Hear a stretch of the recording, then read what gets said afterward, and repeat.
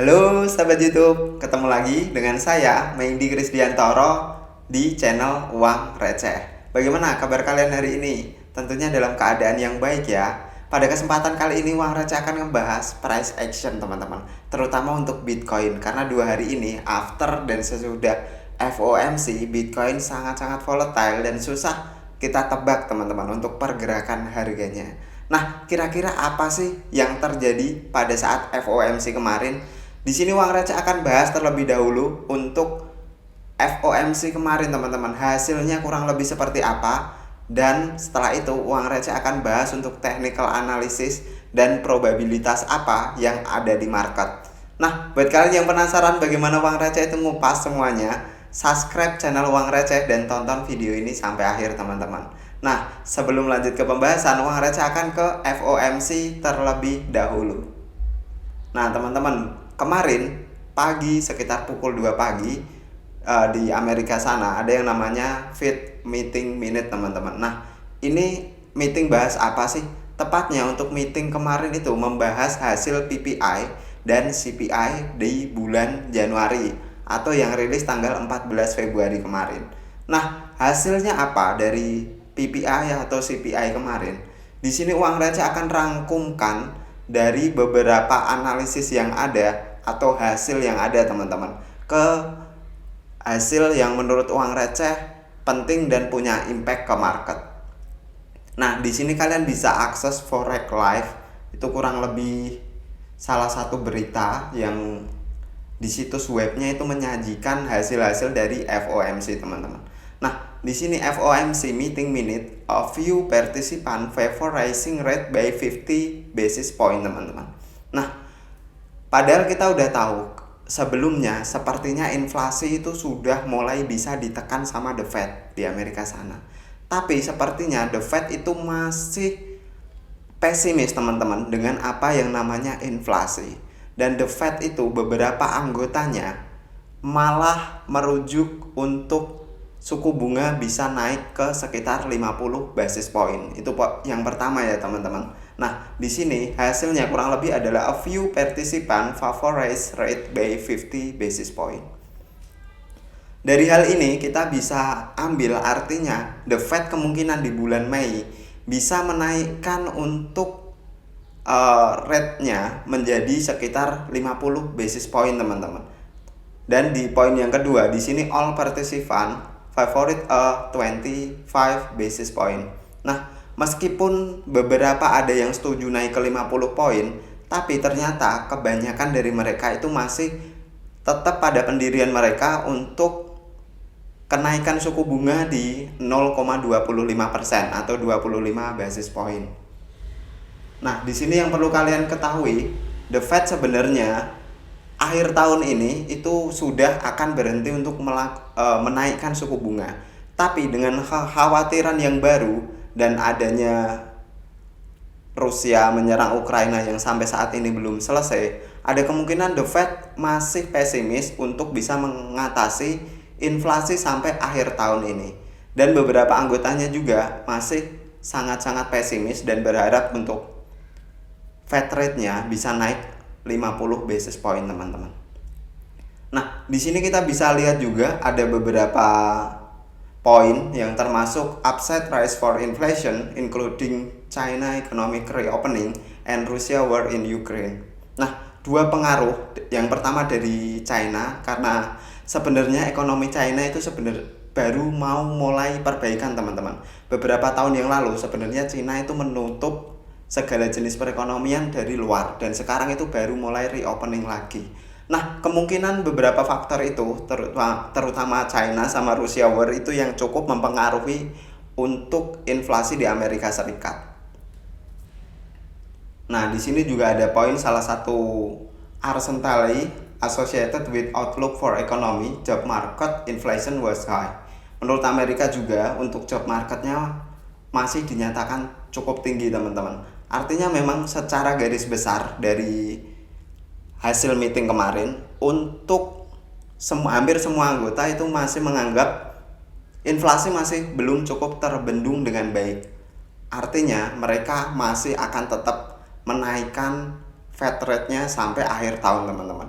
Jadi kemungkinan besar untuk pivot akan diadakan mungkin bisa paling lambat di sekitaran awal tahun 2024. Dan itu kalau di market high risk kayak kripto sama saham, ada kemungkinan kita akan masih cukup terdepresiasi secara harga teman-teman. Nah, di sini kita lanjut ke apa impactnya dari hasil FOMC meeting ini ke market ya. Kita cek dulu untuk market. Di sini uang receh gunakan time frame 4 hourly teman-teman.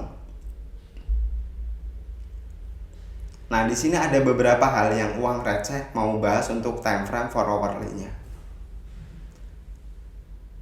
Kita pada saat sekitar tanggal 21 Februari teman-teman. Di sini kita gagal lagi untuk reclaim di kisaran area atau 25.200-an teman-teman. Dan tepat sekali kita sudah 3 kali gagal reclaim di area tersebut. Artinya di area tersebut memang cukup terdapat resisten yang sangat-sangat kuat teman-teman. Baik dari kita pemain retail yang mulai take profit di area situ, dan terutama mungkin bandar masih belum mau untuk menaikkan harga di atas area situ.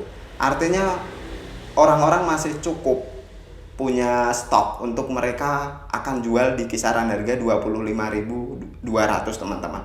Nah, hal inilah yang sebenarnya membuat Bitcoin drop dari sekitaran harga 25.000 teman-teman. Nah, kalau uang receh di sini menggunakan Elliott Wave Theory, kita bisa cek bahwa di kisaran harga tersebut bisa jadi adalah ending dari wave kelimanya. Dan seperti biasa setelah ending dari wave kelima, kita akan memasuki 2 koreksi yang sebenarnya cukup besar teman-teman. Nah, di sini uang receh akan gunakan untuk ABC corrective pattern-nya dari sekitaran harga 25.200. Di sini kita tahu sebenarnya kita sudah turun sekitaran memasuki ke koreksi yang pertama teman-teman. Setelah itu kita dibawa naik sebentar, kita memasuki yang namanya wave B dari koreksi tersebut. Dan yang belum kita ketahui untuk time frame 4 hourly adalah titik C-nya teman-teman. Kita akan jatuh seberapa dalam. Nah, padahal dari rumus ABC corrective pattern ini, untuk koreksi ke wave C-nya biasanya lebih dalam ketimbang wave A-nya teman-teman. Nah, di sini uang receh akan coba analisis kira-kira Bitcoin itu mampir di titik berapa aja teman-teman untuk menentukan potensial apa yang bisa kita ambil dari wave C-nya. Nah, teman-teman di sini kalian bisa lihat sendiri untuk time frame ini sebenarnya kita belum resmi lolos dari support di kisaran tanggal 17 Februari tahun 2023. Ini adalah support yang uang receh buat karena after Bitcoin itu menyentuh di kisaran harga 25.200 pada tanggal 16 Februari, Bitcoin langsung terdeadline dan ada support di kisaran area 23.500 teman-teman, dan itu cukup kuat dan mampu menggrab harga Bitcoin untuk naik lagi. Nah, sampai hari ini sejak tanggal 16 Februari Bitcoin memang masih cukup bisa memaintain posisinya di atas level 23.500. Nah, jika teman-teman Bitcoin itu berhasil break dari kisaran area 23.500, ada posibilitas Bitcoin akan mampir ke support di sekitaran tanggal 21 September tahun lalu teman-teman. Tepatnya di kisaran harga 22.500 sampai 22.800-an. Nah, jika Bitcoin lolos lagi dari sekitaran area support ini, ada kemungkinan Bitcoin akan mampir ke, kalau uang receh boleh bilang itu adalah salah satu major support yang Bitcoin sekarang punya, yaitu di kisaran harga 21.500. Dan ada kemungkinan titik terendahnya kita akan balik lagi ke kisaran harga 20.300, atau bahkan worst case skenario nya kita bisa jatuh sampai sekitar 18.500. Nah, 20.300 adalah titik support di bawah support yang cukup kuat teman-teman. Ini uang receh ambil atau uang receh tarik sebenarnya dari sekitaran area di mana Bitcoin itu sebelum melakukan penguatan yang cukup masif, teman-teman. Nah, sebentar. Nah, tepatnya uang receh ambil support di kisaran harga 20.300 itu pada tanggal 18 Januari. Di sini kalian bisa lihat di tanggal 18 Januari Bitcoin sempat mampir ke 20.300 sebelum melakukan sesi rally-nya lagi dan menembus ke level 25.000, teman-teman.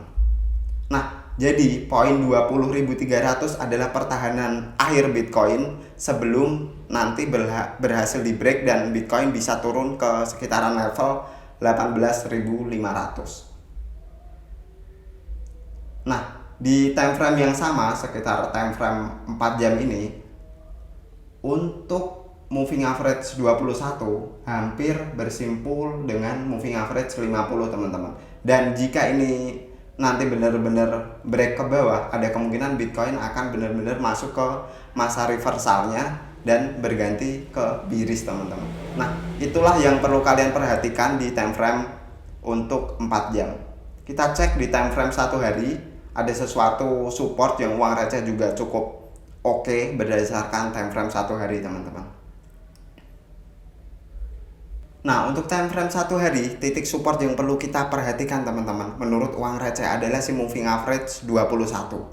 Karena selama ini sejak sesi penguatan di bulan Januari, support atau moving average 21 cukup mampu mempertahankan pergerakan harga Bitcoin. Kecuali di kisaran tanggal 7 Februari, teman-teman, sempat break dan akhirnya Bitcoin jatuh ke 21.500, tapi berhasil close lagi di kisaran tanggal 15 Februari di atas moving average 21.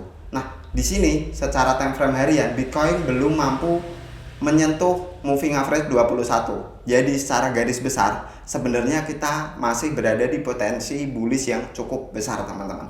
Asalkan untuk moving average 21 Bitcoin tidak mampu close di bawahnya. Nah, itulah catatan di time frame untuk hariannya yang perlu kalian ketahui, teman-teman. Dan buat kalian yang bermain di future, uang receh harapkan tetap manage risk kalian. Hati-hati, jangan gunakan leverage yang terlalu besar. Jangan lupa pasang stop loss.